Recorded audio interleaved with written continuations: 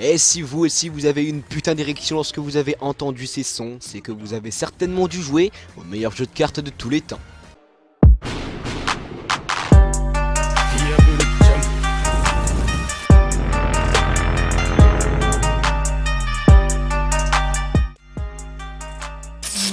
Bonjour à tous, bonjour à toutes mes chers Nakamas, c'est Roy-sama, j'espère que vous allez bien.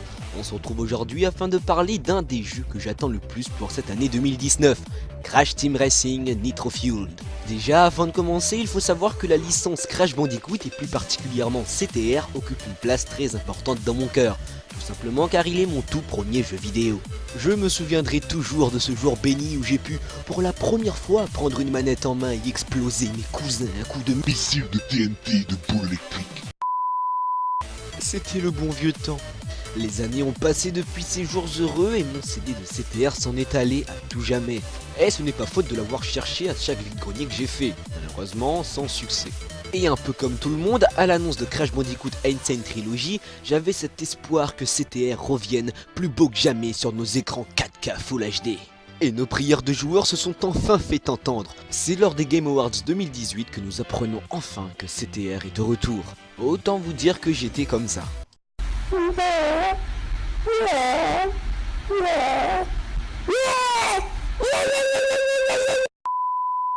Bref, dans cette vidéo nous allons voir ensemble mes craintes ainsi que mes attentes concernant ce remake qui me fait déjà me poser beaucoup de questions sur mon futur financier.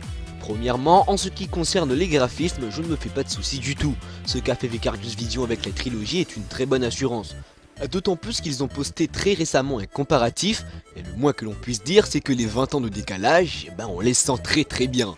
En vrai, ce qui me fait peur, et là on peut vraiment flipper car ils l'ont déjà fait, c'est l'impression de vitesse. Je m'explique. Hormis l'univers très coloré et tropical du Bandicoot, ce qui pour moi a fait que CTR surpassait Mario Kart, c'est cette impression de vitesse.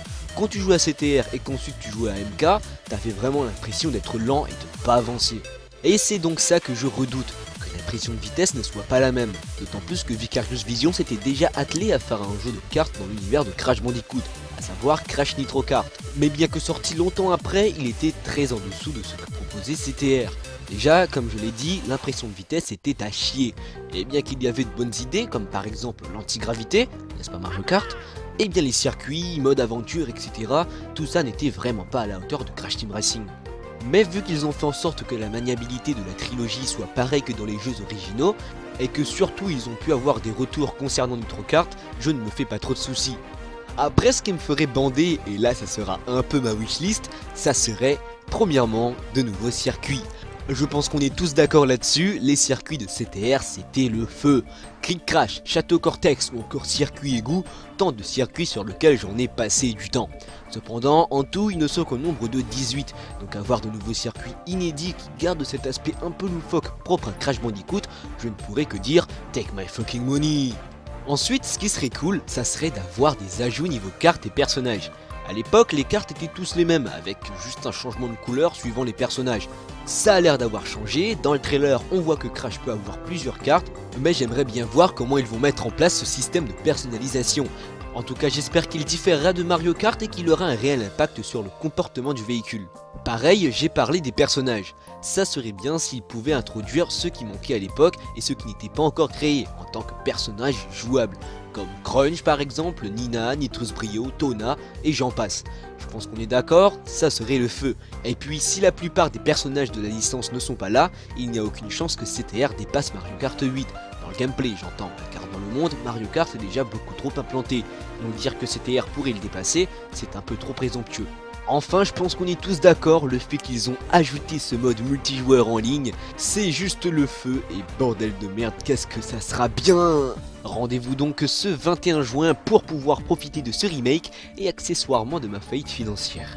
Et voilà, c'est maintenant la fin de cette vidéo, j'espère en tout cas que celle-ci vous aura plu. Alors oui, ce n'est pas une vidéo très longue et de plus je ne parle pas de choses franchement extrêmement intéressantes, mais j'avais quand même envie de vous la faire, histoire de vous partager ma passion de Crash Team Racing, et voilà quoi, tout simplement.